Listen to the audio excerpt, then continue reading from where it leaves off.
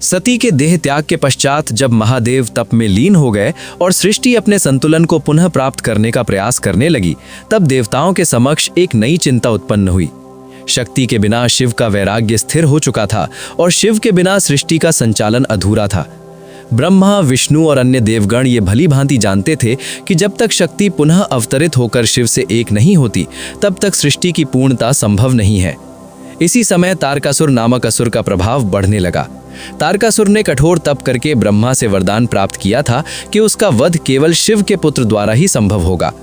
ये वरदान प्राप्त होते ही उसने तीनों लोकों में उत्पात मचाना आरंभ कर दिया।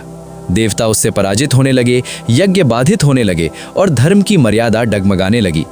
देवताओं को स्पष्ट हो गया कि इस संकट का समाधान केवल शिव के पुत्र के जन्म से ही संभव है। परंतु समस्या ये थी कि शिव तप में लीन थे। सती के वियोग के बाद उन्होंने संसार से स्वयं को अलग कर लिया था। न उन्हें सृष्टि के कार्यों से कोई संबंध था, न ही किसी देवता की प्रार्थना से। ऐसी स्थिति में शिव का पुनः विवाह और पुत्र उत्पन्न होना असंभव प्रतीत हो रहा था। तभी देवताओं ने ब्रह्मा के साथ मिलकर विचार किया। ब्रह्मा ने बताया कि शक्ति नष्ट नहीं हुई है, वो पुनः जन्म लेने वाली है। वही शक्ति जो सती के रूप में प्रकट हुई थी, अब हिमालय के घर जन्म लेगी। यही जन्म सृष्टि के संतुलन को पुनः स्थापित करेगा। कुछ समय पश्चात हिमालय और उनकी पत्नी मैना के घर एक दिव्य कन्या का जन्म हुआ। ये कन्या कोई साधारण बालिका नहीं थी। उसके जन्म के साथ ही पूरे पर्वत क्षेत्र में अद्भुत शांति और प्रकाश फैल गया। देवताओं ने आकाश से पुष्प वर्षा की। ऋषियों ने अनुभव किया कि ये वही आदिशक्ति है जो सती के रूप में प्रकट हुई थी। इस कन्या का नाम रखा गया पार्वती। बाल्यकाल से ही पार्वती का स्वभाव असाधारण था। वो अन्य बालिकाओं की तरह खेल कूद में नहीं, बल्कि ध्यान, पूजा और तप में अधिक रुचि रखती थीं। उनका मन स्वाभाविक रूप से शिव की ओर आकर्षित था, मानो उन्हें पूर्व जन्म का स्मरण हो। एक दिन नारद मुनि हिमालय के पास आए। उन्होंने पार्वती को देखा और तुरंत पहचान लिया कि ये वही शक्ति है। उन्होंने हिमालय को बताया कि आपकी पुत्री का भविष्य अत्यंत महान है। वो भगवान शिव की अर्धांगिनी बनेंगी। ये सुनकर हिमालय प्रसन्न हुए, परंतु उन्हें यह भी ज्ञात था कि शिव तक पहुंचना सरल नहीं है। नारद ने पार्वती को भी ये सत्य बताया। उन्होंने कहा कि यदि आप शिव को प्राप्त करना चाहती हैं तो आपको कठोर तप करना होगा, क्योंकि शिव केवल बाह्य रूप से प्रसन्न नहीं होते, वे तप, समर्पण और दृढ़ निश्चय से प्रसन्न होते हैं। ये सुनकर पार्वती ने निश्चय कर लिया। उन्होंने अपने जीवन का लक्ष्य निर्धारित कर लिया, भगवान शिव को प्राप्त करना। उन्होंने सांसारिक सुखों को त्यागने का निर्णय लिया और तपस्या के मार्ग पर चलने का संकल्प लिया। धीरे धीरे समय बीतता गया और पार्वती की आयु बढ़ने लगी, पर उनका निश्चय कभी डगमगाया नहीं। अंततः वो समय आया जब उन्होंने कठोर तपस्या प्रारंभ करने का निर्णय लिया।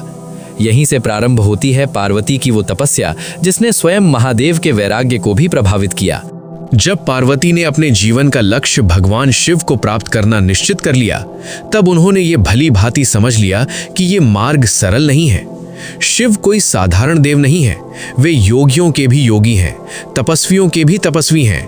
उन्हें प्राप्त करने के लिए केवल इच्छा पर्याप्त नहीं, बल्कि तप, संयम और पूर्ण समर्पण आवश्यक है। इसी विचार के साथ पार्वती ने अपने तप का आरंभ किया।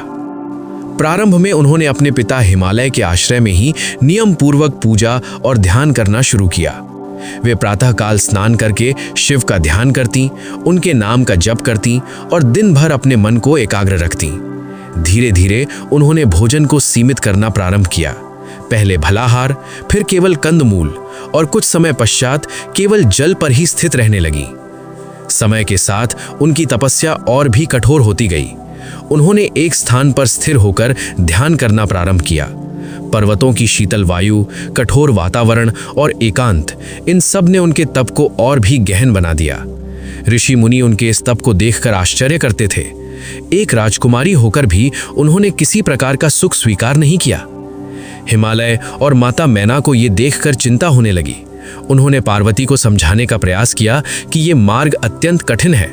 उन्होंने कहा कि शिव का स्वभाव अनोखा है, वे वैराग्य में लीन रहते हैं और उनका जीवन सामान्य नहीं है। पर पार्वती अपने संकल्प से विचलित नहीं हुई। उन्होंने विनम्रता से अपने माता पिता को बताया कि ये उनका निश्चय है और वे इसे पूर्ण करके ही रहेंगी। धीरे धीरे पार्वती ने वन को अपना निवास बना लिया। उन्होंने राजमहल का त्याग कर दिया और एकांत में जाकर तपस्या करने लगी। वहां उन्होंने और भी कठोर नियम अपना लिए। अब उन्होंने केवल पत्तों का सेवन करना प्रारंभ किया। कुछ समय पश्चात उन्होंने पत्तों का भी त्याग कर दिया और केवल वायु पर ही स्थित रहने लगी। इसी कारण उन्हें अपर्णा कहा गया, वो जो पत्तों का भी त्याग कर दे। उनकी तपस्या अब अत्यंत उग्र हो चुकी थी। पर्वतों पर वर्षा होती, शीतल हवाएं चलती, कभी प्रचंड धूप होती, पर पार्वती अडिग खड़ी रहती। उनका शरीर क्षीण होने लगा, पर उनका संकल्प और भी दृढ़ होता गया। उनका मन केवल एक ही लक्ष्य पर केंद्रित था, भगवान शिव। ऋषि मुनि और देवता भी इस तपस्या को देख रहे थे। उन्होंने अनुभव किया कि ये कोई साधारण तप नहीं है, ये वही शक्ति है जो सती के रूप में प्रकट हुई थी और अब पुनः शिव को प्राप्त करने के लिए स्वयं को तप में समर्पित कर रही है। देवताओं को ये आशा होने लगी कि अब वो समय दूर नहीं जब शिव का वैराग्य भंग होगा। उधर महादेव अब भी तप में लीन थे। वे कैलाश पर स्थिर थे, संसार से पूर्णतः विरक्त। पार्वती की तपस्या की गूंज धीरे धीरे उनके समीप पहुंचने लगी, पर शिव ने अभी तक अपनी समाधि नहीं तोड़ी। उनका ध्यान अडिग था, पर शक्ति का ये प्रयास व्यर्थ नहीं जाने वाला था। समय बीतता गया और पार्वती की तपस्या और भी तीव्र होती गई। अब उन्होंने एक पांव पर खड़े होकर ध्यान करना प्रारंभ किया। उनका शरीर क्षीण हो चुका था, पर उनके तेज में कोई कमी नहीं आई थी। उनका मुख शांत था, नेत्र बंद थे और उनका संपूर्ण अस्तित्व शिव में लीन हो चुका था। ये वही अवस्था थी जहां तप साधारण नहीं रहता, वो साधना बन जाता है। पार्वती अब केवल तप नहीं कर रही थी, वे स्वयं तप का स्वरूप बन चुकी थी।